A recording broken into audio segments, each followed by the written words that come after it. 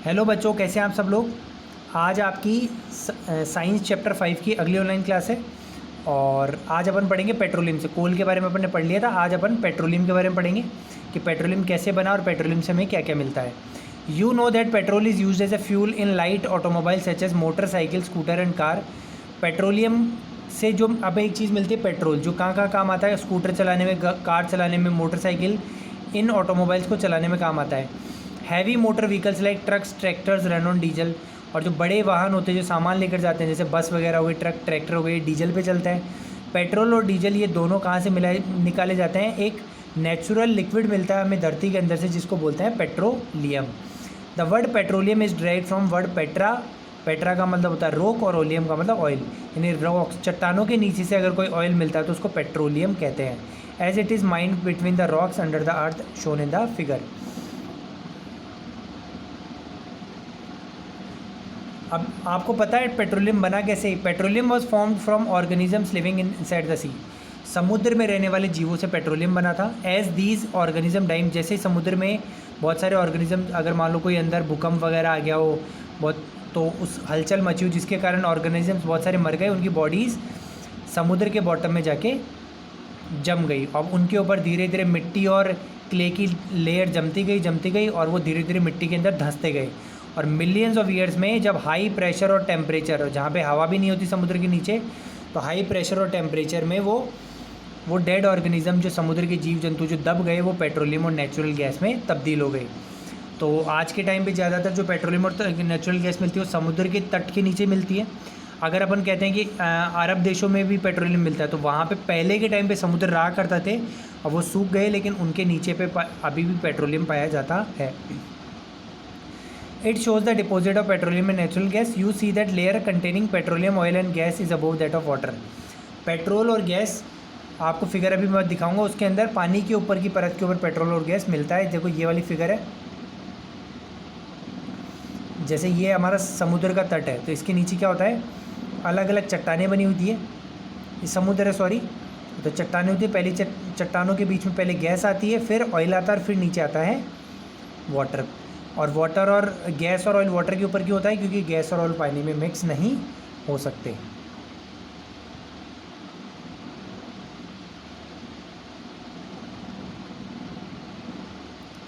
अब आगे आता है रीफाइनिंग ऑफ पेट्रोलियम, कि पेट्रोलियम को रीफाइन, मतलब पेट्रोलियम, देखो हमें एक मिक्सचर मिलता है बहुत सारे, पेट्रोल, डीजल, केरोसिन का लिक्विड जो मिक्सचर ज़मीन से निकलता है, उसको अलग अलग, उसके अलग अलग कंपोनेंट्स को अपन अलग अलग करने के प्रोसेस को रीफाइनिंग कहते हैं। और ये रिफाइनिंग अपन कैसे कर सकते हैं अपन पढ़ेंगे। Petroleum is a dark oily liquid, it has an unpleasant order. और एक डार्क लिक्विड होता है, गंदा सा लगता है और इसकी स्मेल भी बेकार होती है। It is a mixture of various constituents, इसमें बहुत सारी चीज़ें पाई जाती है, जैसे petrol, diesel, lubricating oil, gas, paraffin, wax, जो मोमबत्ती बनाने में काम आती है वो। देखो ऐसे पाइप खोदे जाते हैं, तो जो पहले पाइप आता है वो नीचे, मतलब गैस ऊपर मिल जाती है और ज़्यादा नीचे जाकर अपन को पेट्रोलियम मिलता है। ठीक है, तो अपन पढ़ रहे the process of separating the various constituents fractions of petroleum is known as refining. तो पेट्रोलियम के अलग अलग, पेट्रोल, डीजल, पैराफिन, वैक्स वगैरह को अलग अलग करने के प्रोसेस को रिफाइनिंग कहते हैं। और ये पेट्रोलियम की एक रिफाइनरी होती है, बड़ी इंडस्ट्री होती है, वहाँ पे किया जाता है। ऐसी रिफाइनरी होती है, इसके अंदर पेट्रोलियम जो निकाल के लाया जाता है उसमें से पेट्रोल, डीजल वगैरह अलग अलग किया जाता है। अब देखो पेट्रोल से कौन कौन सी चीज़ें निकलती हैं और कहाँ कहाँ काम आता है पेट्रोलियम से। एक तो हमें मिलता है LPG, लिक्विफाइड पेट्रोलियम गैस जिसको बोलते हैं। तो जो अपने घरों में सिलेंडर आता है उसमें LPG होता है।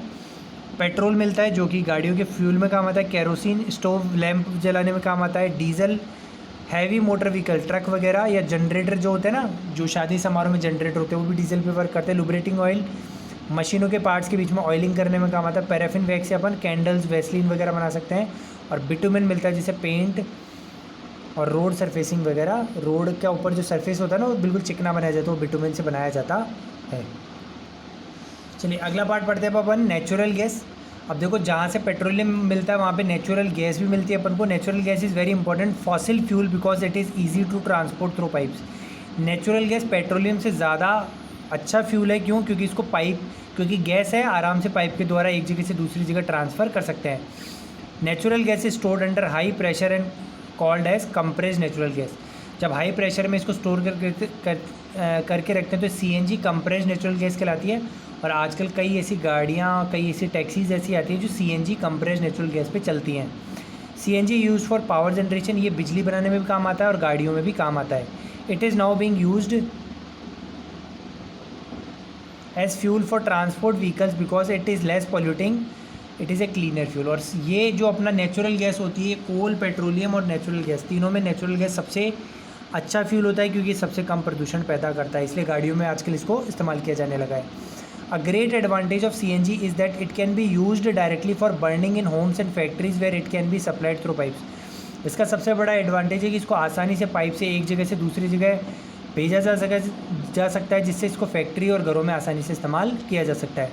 Such a network of pipeline exist in Vadodara, Gujarat. ऐसा पाइपलाइन का नेटवर्क वडोदरा में है जहाँ पे घरों में CNG पहुँचाई जाती है और उसी से फिर वो गैस चलाते हैं। तो जैसे बिजली का बिल आता है, उनके गैस का भी बिल आता है।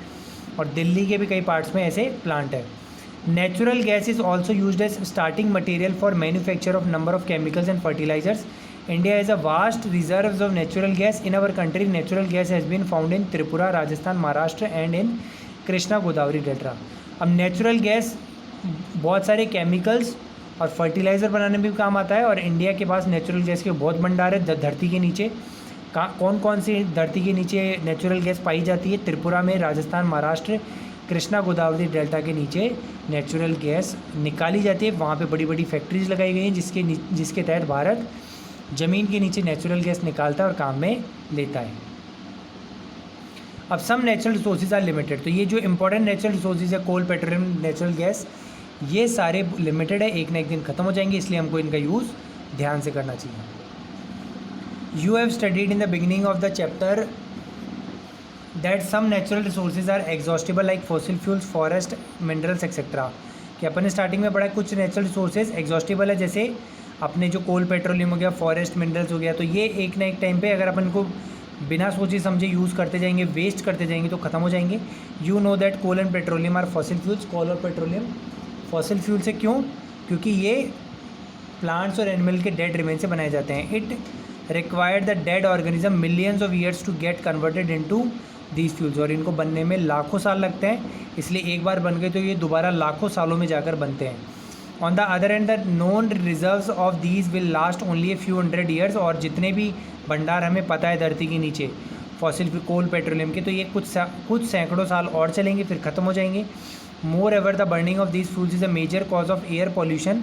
और इनको जलाने से सबसे एक इम्पॉर्टेंट डिसएडवांटेज ये है कि इनसे एयर पॉल्यूशन होता है, प्रदूषण होता है। Their use is also link to global warming. और इनसे ग्लोबल वार्मिंग यानी अर्थ का जो नॉर्मल टेम्परेचर है वो इंक्रीज़ हो रहा है, जिससे ग्लेशियर्स के अंडर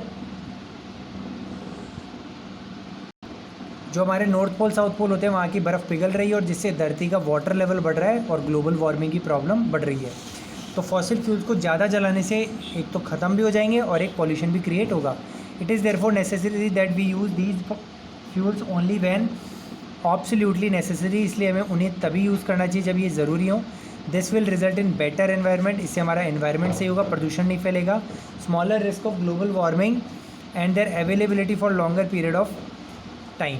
और ज़्यादा टाइम तक ये रहेंगे और ग्लोबल वार्मिंग की प्रॉब्लम भी नहीं होगी। In India petroleum conservation research association advises the people to save petrol diesel while driving. Their tips are, तो इंडिया में कुछ एक एसोसिएशन है जो ये गाइडलाइन जारी करती है कि आपको पेट्रोल डीजल कैसे यूज़ करना चाहिए, कैसे बचाना चाहिए। सबसे पहला, drive at constant and moderate speed as far as possible.